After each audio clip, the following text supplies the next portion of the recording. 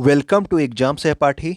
आज से हम लोग एक नई सीरीज स्टार्ट कर रहे हैं जो कि हिंदी के लिए होगी। इसमें हम लोग कुछ प्रैक्टिस क्वेश्चन के साथ साथ थ्योरी का भी जो है डिस्कशन करेंगे, ठीक है ना। तो आज का हमारा जो टॉपिक है वो क्या है, समास।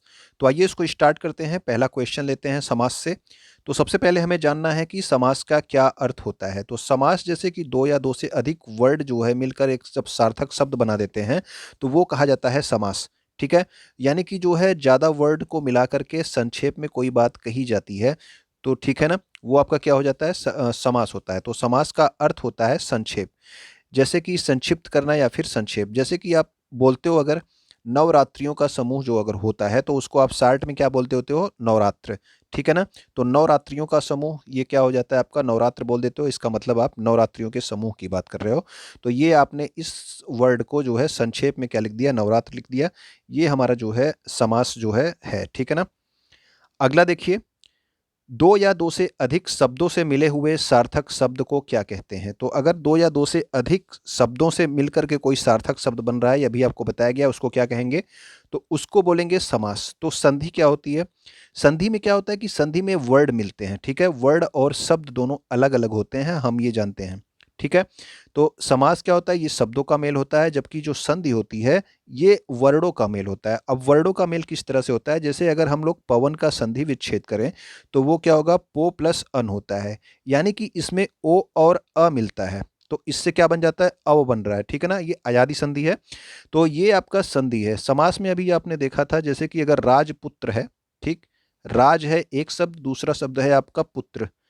तो इसको अगर आप लोग मिलाते हो क्या हो जाता है, राजपुत्र, जिसका मतलब होता है राजा का पुत्र, ठीक है ना। तो इसका मतलब हो जाता है राजपुत्र का, राजा का पुत्र। तो इसमें जो है क्या होता है, विभक्तियों का भी लोप होता है, योजक चिन्हों का लोप होता है समास में। इनमें क्या होते हैं, वर्ड मिलते हैं, ये शब्द हैं, ठीक है ना। और ये क्या है, आपके वर्ड हैं। पो और अन क्या है, ये पो और अ क्या है, ओ और अ, ये दोनों वर्ड हैं। तो वर्ड से आप संधि बना रहे हो और शब्दों से क्या बना रहे हो आप, शब्दों को मिला करके आप बना रहे हो समास। ओके, अगला देखते हैं क्वेश्चन नंबर 3 हमारा। जिस समास के दोनों पद अप्रधान होते हैं वहां कौन सा समास होता है। अब आपको बताना है कि किस जो जो समास में दोनों पद अप्रधान, यानी कि कोई भी पद इसमें प्रधान नहीं होता है, तो वहां पे कौन समास होगा। द्वंद्व समास, द्वंद्व समास में तो दोनों पद प्रधान होते हैं। द्विगु समास में क्या होता है, तो द्विगु समास में द्वितीय पद प्रधान होता है, प्रथम पद आपका संख्यावाचक होता है। तत्पुरुष समास में क्या होता है, इसमें भी आपका द्वितीय पद प्रधान होता है। तो कौन सा ऐसा है जिसमें कोई भी पद प्रधान नहीं होता, यानी कि दोनों पद अप्रधान होते हैं, तो वो होता है बहुव्रीहि, क्योंकि इसमें कोई दूसरा अर्थ निकलता है, ठीक है ना। इसमें जो है कोई भी पद प्रधान नहीं होता है, तो बहुव्रीहि समास में किसी भी पद की प्रधानता नहीं होती है। अब देखिए आप लोग ये देख लीजिए कि समास कितने प्रकार के होते हैं। तो समास होते हैं आपके 6 प्रकार के, ठीक है। और इनमें से 4 जो है आपके मुख्य प्रकार होते हैं, 2 आपके गौड़ प्रकार हैं। तो 4 मुख्य प्रकार में आपका जो है तत्पुरुष समास होता है, तत्पुरुष आपका इसमें द्वितीय पद प्रधान होता है, ठीक है ना। द्विगु समास का भी द्वितीय पद प्रधान होता है, प्रथम पद होता है संख्यावाची। कर्मधारय समास में विशेषण विशेष का जो है शब्द जो है मिल करके बनते हैं, इसमें भी द्वितीय पद ही प्रधान होता है। इसके अलावा आपका अव्ययी भाव समास है, जिसमें आपका प्रथम पद प्रधान होता है। द्वंद्व समास में क्या होता है, दोनों पद प्रधान होता है, जैसे कि रात दिन, माता पिता, ये सब आपके द्वंद्व समास में आते हैं, तो इसमें दोनों पद प्रधान होते हैं। बहुब्रीहि समास में कोई पद प्रधान नहीं होता, क्योंकि इसमें उस शब्द का कोई दूसरा अर्थ होता है, ठीक है ना, इसलिए कोई भी पद प्रधान नहीं होता है। क्वेश्चन नंबर 4 हमारा है, निम्नलिखित में से कौन सा द्वंद्व समास का उदाहरण है। तो द्वंद्व समास के बारे में अब देखते हैं, कौन सा आपका द्वंद्व समास का उदाहरण है। उम्मीद करता हूं कि आप लोग पहले से समास पढ़े होंगे, ठीक है ना। यहाँ पे आपको प्रैक्टिस कराई जा रही है, उसके साथ साथ थोड़ा सा थ्योरी का आपको रिवीजन दिया जाएगा। ओके, तो निम्नलिखित में से कौन सा द्वंद्व समास है, पीताम्बर, नेत्रहीन, चौराहा या फिर रुपया पैसा। तो द्वंद्व समास में अभी आपने देखा कि दोनों पद प्रधान होते हैं, ठीक है ना। तो इसमें दोनों पद प्रधान होते हैं, यानी कि रुपया पैसा, और इसमें बीच में क्या आता है, योजक चिन्ह आता है। इसका मतलब आपको रुपया और पैसा, ठीक है ना, इस तरह से आप कर सकते हो, ठीक। तो द्वंद्व समास में क्या होता है कि द्वंद्व समास में दोनों पद प्रधान होते हैं और पदों के बीच में योजक चिन्ह आता है। इसमें और अथवा या का लोप पाया जाता है, यानी कि आप देखो रुपया पैसा डैश लगा हुआ बीच में, आप रुपया या पैसा, रुपया और पैसा, इस तरह से इसको बोल सकते हो, ठीक है ना। तो ये आपका द्वंद्व समास का उदाहरण है, ठीक। जैसे कि इसमें और भी ढेर सारे उदाहरण यहाँ पे दिए, आप लोग देख लीजिए। पति पत्नी जैसे कि ये क्या होते हैं कि एक दूसरे के विलोम शब्द की तरह ही जो है दोनों शब्द बीच में योजक चिन्ह के साथ आ जाते हैं। देश विदेश, लोटा डोरी, घर आंगन, फूल पत्ती, राजा रंक, भाई बहन, ये सभी आपके कौन से समास होंगे? ये सभी आपके द्वंद्व समास होंगे। तो द्वंद्व समास उम्मीद करता हूं कि आपको समझ में आया होगा, ठीक है ना। अगला देखते हैं क्वेश्चन नंबर 5, निम्नलिखित में से कौन सा द्वंद्व समास नहीं है? तो अभी आपने देखा कि द्वंद्व समास के बारे में आपने देखा, अब आपको बताना है कौन सा द्वंद्व समास नहीं है, ठीक है ना, आपको गलत वाला बताना है।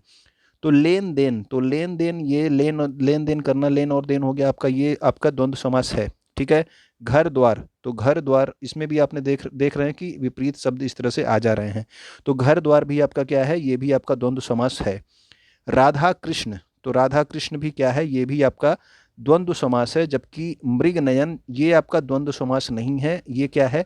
ये आपका मृग के समान नयन, ठीक है। तो मृग के समान आंखों की बात हो रही है, तो ये आपका कर्मधारय समास है। ओके, अगले प्रश्न पे चलते हैं। क्वेश्चन नंबर 6 है हमारा, द्विगु समास का उदाहरण कौन सा शब्द है? तो द्विगु समास अब पूछा जा रहा है। द्विगु समास में क्या होता है कि द्विगु समास में प्रथम पद जो होता है वो होता है संख्यावाचक, ठीक है ना। तो द्विगु समास में प्रथम वर्ड जो होता है वो आपका संख्यावाचक होता है। तो अन्वय, इसमें तो प्रथम पद संख्यावाचक है नहीं, ठीक है। दिन रात, ये अभी आपने देखा, ये आपका द्वंद्व समास का उदाहरण है, ठीक है ना, दोनों पद इसके प्रधान है। चतुर आनंद, तो चतुरानन ये भी आपका नहीं है, ये आपका बहुब्रीहि समास हो जाएगा, ठीक है ना। यानी कि जिसके चार आनन यानी कि मुख हो, तो आप इसको ब्रह्मा भी कह सकते हो, ठीक है ना। तो ये आपका तीसरा अलग अर्थ बता रहा है ब्रह्मा, ये आपका बहुव्रीहि हो जाएगा। त्रिभुवन, त्रिभुवन में आप देख रहे हो, त्रिभुवन में आपका क्या है? इसमें आपका प्रथम पद क्या आ रहा है? ये आपका आ रहा है संख्यावाचक, ठीक है ना। तो ये आपका त्रिभुवन जो है ये आपका द्विगु समास का उदाहरण हो जा रहा है। और इसमें देखिए द्विगु समास में क्या होता है कि जिस समास में प्रथम पद संख्यावाची विशेषण हो, तो प्रथम पद संख्यावाचक विशेषण और द्वितीय पद प्रधान हो, तो द्विगु समास में भी द्वितीय पद प्रधान होता है। तत्पुरुष और कर्मधारय में भी द्वितीय पद ही प्रधान होता है। जैसे दुधारी तलवार आप बोलते हो, तो यानी कि दो धार है। अठन्नी हो गया, आठ आना हो गया, ठीक है ना। दुपट्टा हो गया, चौपाया, पसेरी, पंसेरी इसको लिखा जाता है, ठीक है ना, पंसेरी, ठीक है। तो पंसेरी भी लिखा लिखा जाता है, ठीक। तो ये हो गया, त्रिगुण हो गया, त्रिकोण हो गया, चौराहा, तिराहा, ये सभी क्या है? यहाँ पे आप देख रहे हैं कि प्रथम पद इसमें संख्यावाची है, तो ये आपका क्या हो जाएगा? ये आपका द्विगु समास का उदाहरण हो जाएगा।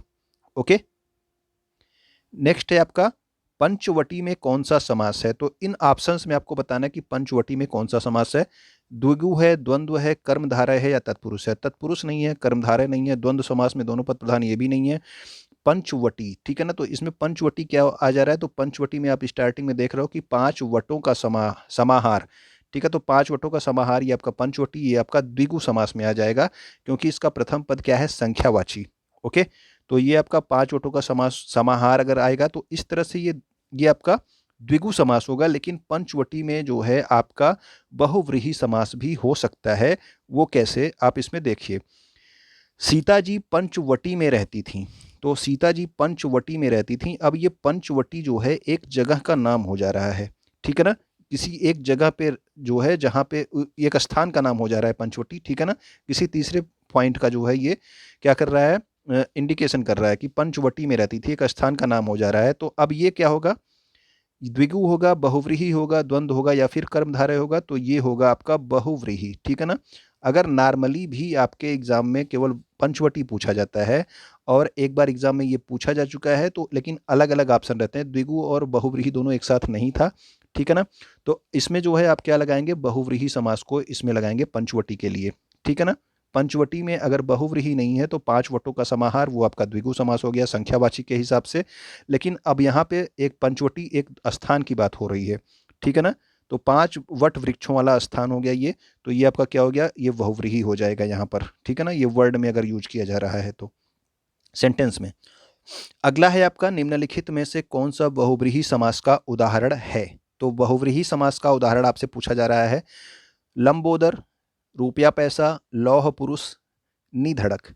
तो इसमें लंबोदर जो होता है, लंबोदर किसके लिए यूज किया जाता है? लंबा है उदर जिसका, तो ये लंबोदर यूज किया जाता है आपका गणेश के लिए, ठीक है ना। तो इसमें जो है एक दूसरा अर्थ जो है निकल के आता है, जो आपका क्या कहा जाता है? बहुव्रीहि समास कहा जाता है। तो इसका जो आंसर हो जाएगा वो हो जाएगा लंबोदर, ठीक है। तो बहुव्रीहि समास होता क्या है? बहुव्रीहि समास में किसी भी पद की प्रधानता नहीं होती, ये आप पॉइंट याद रखेंगे। अभी आपको स्टार्टिंग में जो है क्वेश्चन नंबर 2 में ही बताया गया था, जिसमें दोनों पद अप्रधान हो, यानी कि कोई भी प्रधान नहीं है, वो आपका क्या होता है? बहुव्रीहि समास होता है। ठीक है, इसमें क्या होता है? इसमें दोनों शब्द मिलकर एक नया अर्थ जो है प्रकट करते हैं। तो लंब उदर, ठीक है, लंबोदर जो आपका वर्ड आया है, इसका अर्थ हो गया कि गणेश। ठीक है, तो इसका अर्थ हो गया गणेश। तो ये आपका इसमें कोई भी पद प्रधान नहीं हुआ। ठीक, ये कोई तीसरा अर्थ ही बता रहा है। तो ये आपका बहुव्रीहि समास होता है। इसमें जो है आप उदाहरण ध्यान से देख लीजिए। इसमें उदाहरण इस तरह से पूछ लिए जाते हैं कि कौन सा समास है। तो एक दंत गणेश जी के लिए होता है, लंबोदर भी उन्हीं के लिए होता है। वीणा पाणी वीणा वादनी किसके लिए यूज किया जाता है? तो ये होता है आपके सरस्वती के लिए। नीलकंठ शिव के लिए यूज होता है, दशानन रावण के लिए। गिरिधर यानी कि क्या है? ये आपका श्री कृष्ण के लिए यूज होता है। ठीक है ना, जिसने गिरि पर्वत को धारण किया है, गिरिधर। ठीक है, पीताम्बर, पीत है अंबर, जिसका अर्थात श्री कृष्ण। चतुरानन, चार जिसके आनन यानी कि मुख हैं, वो आपके ब्रह्मा हो जाते हैं। ललाटाक्ष, ललाट पर जिसके आंख है, वो आपके शिव हो गए। शूल पाणी, जिसके हाथ में शूल है, जिसके चंद्र पे जो है, जिसके मौली पर चंद्र है, जिसके भाल पर जो है चंद्र है, यानी कि मस्तक पर चंद्रमा, तो ये भी आपके शंकर हो गए। इन तीनों का जो है मतलब। सहस्त्राक्ष, सहस्त्राक्ष जो है किसके लिए यूज किया जाता है? इंद्र के लिए यूज किया जाता है। ठीक है ना, सहस्त्राक्ष किसके लिए? इंद्र के लिए। खगेश यानी कि खगों का ईश है, जो खगों का जो है भगवान कौन है, यानी कि पक्षियों का भगवान कौन बन रहा है? वो है आपके गरुड़। ठीक है, तो ये खगेश, ये सभी आपके किस में आ जाएंगे? ये सब का एक अलग अर्थ निकलता है, तो ये सभी आपके बहुव्रीहि समास में आ जाते हैं। ओके, नेक्स्ट आपका है नीलकमल में कौन सा समास है? तो नीलकमल, तो इसमें क्या होता है कि इसमें जो है आपका विशेषण और विशेष्य का जो है यूज किया जाता है। तो नील आपका क्या हो गया? विशेषण हो गया, कमल हो गया विशेष्य। तो जब आपका विशेषण और विशेष्य जो है यूज होता है शब्द में, तो आपका कौन सा समास होता है? तो वो आपका होता है कर्मधारय समास। ठीक है ना, तो कर्मधारय समास होता है। ठीक, तो ये आपका कर्मधारय समास में क्या होता है कि प्रथम पद विशेषण और दूसरा पद क्या होता है? विशेष्य होता है। तो प्रथम पद आपका विशेषण हो गया, दूसरा पद हो गया विशेष्य। कर्मधारय समास में द्वितीय पद प्रधान होता है। तो द्वितीय पद प्रधान होता है, यानी कि आपका ये कमल जो है यही आपका नीला है। ठीक है ना, तो ये पद आपका प्रधान है। तो ये आपका द्वितीय पद प्रधान होता है किसमें? कर्मधारय समास में। और प्रथम पद विशेषण, दूसरा पद आपका विशेष्य। इसके उदाहरण आप लोग देख लीजिए। महाकवि यानी कि महान कवि, महाऔषधि, अंधकूप अंधा कुआं, मतलब सद व्यवहार, तो सच्चा व्यवहार हो गया। लाल मिर्च हो गया, नील कमल हो गया, नव वधु, नई वधु, सुलोचना सुंदर आंखों वाली। ठीक है, महात्मा, महान आत्मा, नीलोत्पल, नील कमल के लिए ये भी यूज किया जाता है। गुरुदेव, ठीक है, परम ईश्वर, पीताम्बर, नराधम, ये सभी क्या है? ये सभी आपके कर्मधारय समास है। इसमें पहला जो है आपका पद विशेषण और दूसरा क्या यूज होगा? विशेष्य यूज होगा। ये सब आपके कर्मधारय समास में आते हैं। ठीक है ना, अगला है हमारा निम्नलिखित में से किसमें कर्मधारय समास नहीं है? तो आपको बताना है कि कौन से में कर्मधारय समास अब नहीं है। चरण कमल, मृगलोचन, लौह पुरुष, तुलसीकृत। तो चरण कमल यानी कि चरण के समान कमल, मृगलोचन मृग के समान आंखें, लौह पुरुष लौह के समान पुरुष, तुलसी कृत तुलसी द्वारा कृत यानी कि तुलसी द्वारा कृत, ये आपका क्या है? कर्मधारय समास नहीं है। ठीक है ना, तो तुलसी कृत, तुलसी द्वारा कृत, इसमें जो है से या के द्वारा ये इस तरह की विभक्ति का यूज हुआ है। तो ये आपका कौन सा? ये आपका तत्पुरुष समास हो जाएगा, तुलसीकृत। ठीक है, तो ये आपका कर्मधारय समास नहीं होगा। तो कर्मधारय समास में, यानी कि जब कर्मधारय समास में एक शब्द उपमान और दूसरा उपमेय होता है, तो इसके विग्रह में सदृश शब्द का प्रयोग करना पड़ता है। यानी कि चरण के सदृश कमल, कमल के सदृश चरण। ठीक है ना, मृगलोचन, मृग के समान लोचन। ठीक है, लौह के समान, लौह के सदृश पुरुष। तो इस तरह से जो है वर्ड का यूज किया जाता है।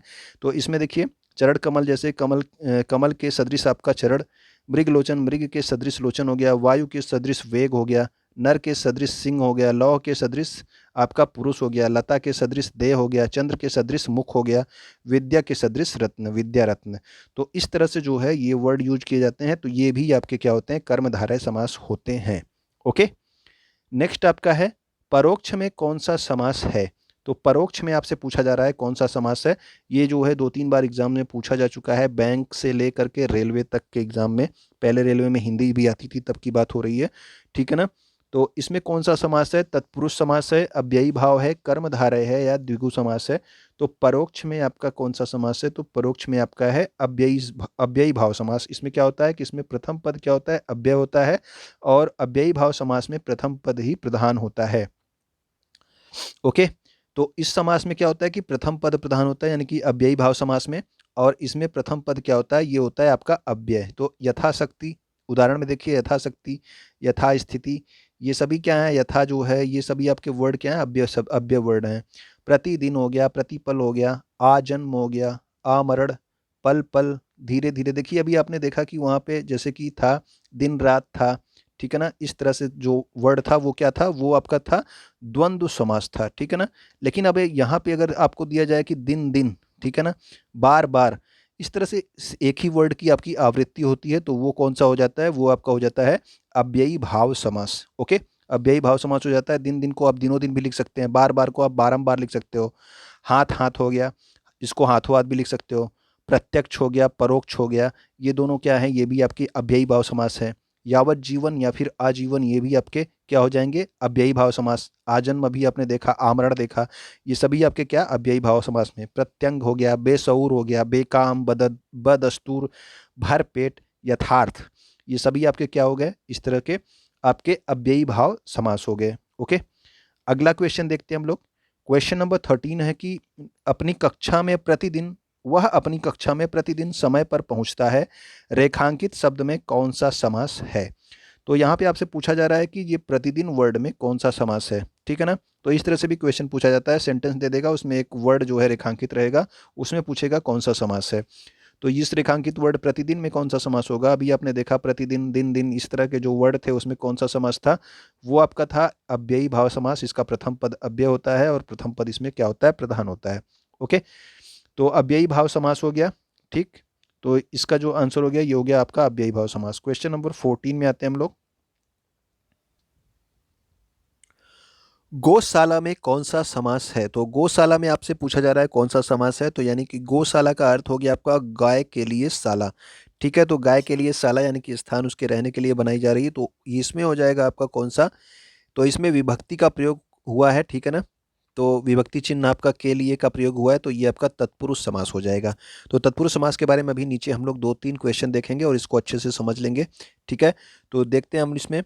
तत्पुरुष समास में क्या होता है कि इसमें द्वितीय पद प्रधान होता है और इसके पदों के मध्य कारक चिन्हों का लोप होता है। तो कारक जो है आप सबको पता होगा, कर्ता, कर्म, करण, संप्रदान, अपादान, संबंध, अधिकरण, ये सब जो है आपके कारक होते हैं। तो इसमें कारक चिन्हों का लोप होता है, ठीक है ना। तो और ये पॉइंट आप भी याद रखेंगे, इसमें कुछ पॉइंट्स हैं, इसको जरूर याद रखना। क्या क्या?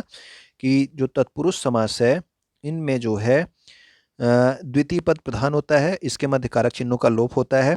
तत्पुरुष समास में कुल 6 कारक चिन्हों का प्रयोग होता है, ठीक है ना। तो 6 कारक चिन्हों का प्रयोग होता है और वो आपके द्वितीय विभक्ति से सप्तमी विभक्ति तक का प्रयोग होता है। अगले क्वेश्चन में हम लोग इसको लेंगे, ठीक है। तो प्रथम विभक्ति आपका कर्ता होता है और जो अष्टमी विभक्ति होती है ये इसमें नहीं होता, ठीक है ना।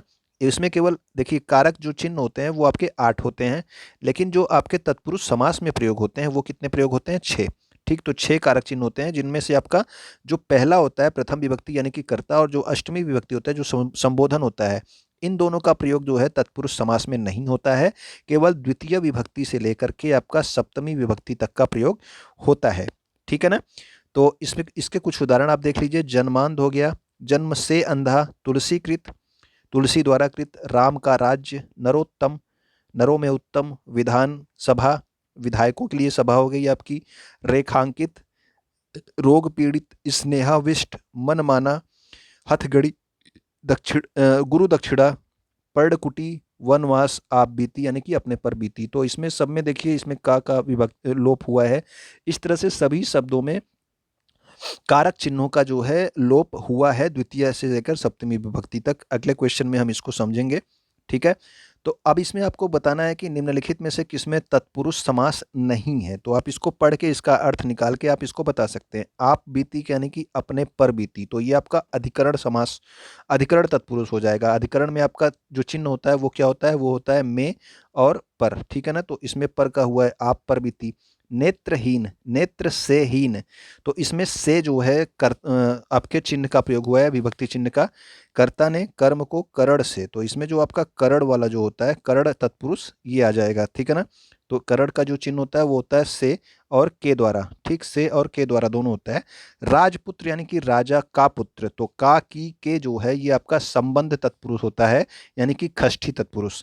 चक्रधर, चक्र को धारण करने वाला, ठीक है, तो ये आपका जो है तत्पुरुष समास नहीं हो जाएगा, ठीक है, क्योंकि चक्र को धारण करने वाला, इसका एक जो है अलग अर्थ आ जाता है, वो क्या होता है आपका बहुव्रीहि समास में चला जाता है ये, और वो हो जाता है आपका विष्णु, ठीक है, विष्णु या फिर कृष्ण, ठीक है। तो ये चक्रधर के लिए आपका बहुव्रीहि समास हो जाएगा। चक्रधर का अर्थ हो जाएगा चक्र को धारण करने वाला, अर्थात विष्णु। इसके लिए एक तीसरा अर्थ निकल जा रहा है।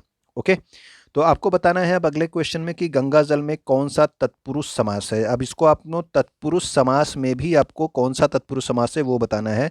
तो गंगा जल होता है गंगा का जल, ठीक है, गंगा का जल होता है, ठीक। तो गंगा का जल, अब इसमें जो है कौन सी विभक्ति आई, का विभक्ति आई, ठीक है। तो गंगा का जल में का विभक्ति आई, तो का विभक्ति आपका संबंध तत्पुरुष में होता है, संबंध में होता है का की के, ठीक है। तो का की के ये आपके संबंध में होता है, तो इसमें आपका संबंध तत्पुरुष आ गया है, ठीक है।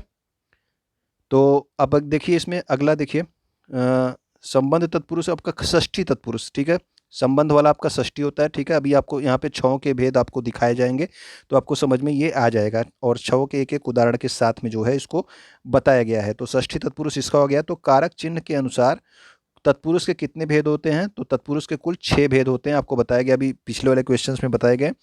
एक तो आपका प्रथम तो नहीं होता है, कर्ता वाला नहीं होता है, द्वितीय से लेकर सप्तमी तक होता है, ठीक है। तो द्वितीय आपका कर्म तत्पुरुष होता है और उसका चिन्ह होता है को। कारक चिन्हों के बारे में अगर आपको पता होगा तो आप ये इन सबको आसानी से समझ लेंगे, ठीक है ना। स्वर्ग प्राप्त यानी कि स्वर्ग को प्राप्त होता है, तृतीय तत्पुरुष होता है, इसको करण तत्पुरुष बोला जाता है, इसका चिन्ह क्या होता है, से या के द्वारा। नेत्रहीन, नेत्र से हीन, ठीक है ना। और आपका क्या था, तुलसीकृत था ना, तुलसीकृत का तुलसी द्वारा कृत, ठीक है, तुलसी द्वारा कृत, तो वो भी आपका तृतीय तत्पुरुष में आ जाएगा, जो आपका तुलसीकृत वाला अभी कुछ देर पहले आपने देखा था। चतुर्थी तत्पुरुष में आपका संप्रदान होता है, संप्रदान का जो चिन्ह होता है वो होता है के लिए, तो रसोई घर का हो गया रसोई के लिए घर, ठीक है ना। पंचमी तत्पुरुष में अपादान तत्पुरुष होता है ये, और इसका जो चिन्ह होता है वो होता है से, और इसमें जो से होता है इस वाले से कैसे अलग होता है, क्योंकि ये होता है अलग होने के अर्थ में, यानी कि पथ भ्रष्ट, तो पथ से भ्रष्ट, ठीक है, पथ से भ्रष्ट हो गया। अगला देखिए, षष्ठी तत्पुरुष, षष्ठी तत्पुरुष आपका संबंध तत्पुरुष है, संबंध तत्पुरुष में आपका का की के इन सब जो है चिन्हों का प्रयोग किया जाता है। तो जैसे राजपुत्र हो गया तो वो हो गया आपका राजा का पुत्र, ठीक है, तो ये आपका राजपुत्र हो गया। नेक्स्ट आपका है सप्तमी तत्पुरुष, सप्तमी तत्पुरुष आपका अधिकरण तत्पुरुष होता है, इसका चिन्ह होता है में पर। जलमग्न, जैसे जल में मग्न, आप बीती अपने पर बीती, तो आपने इन दोनों का चिन्हों का प्रयोग देख लिया यहाँ पे, ठीक है ना। तो ये आपका सप्तमी तत्पुरुष हो गया। तो तत्पुरुष में भी कभी कभी थोड़े से एग्जाम में पूछ लिए जाते हैं कि कौन सा तत्पुरुष है, तो इस तरह से आप बता सकते हो, आपको कारक चिन्हों के बारे में पता होना चाहिए। ओके, जब आपको कारक पढ़ाया जाएगा तो उसमें सारी चीज़ें बताई जाएंगी, आपको याद कर लेना है उसको, कारक चिन्हों को। तो उम्मीद करता हूँ कि ये वीडियो आपको अच्छा लगा होगा, क्वेश्चन के साथ साथ इसमें आपका थियरी भी जो है इंक्लूड की गई थी। अगर आपको अच्छा लगा हो और आप सब तैयारी करने वाले दोस्तों के पास इसको शेयर कर सकते हो, वीडियो को लाइक कर सकते हो, और वीडियो देखने के लिए आपका बहुत बहुत धन्यवाद। आप कुछ ना कुछ आप कमेंट कर सकते हैं।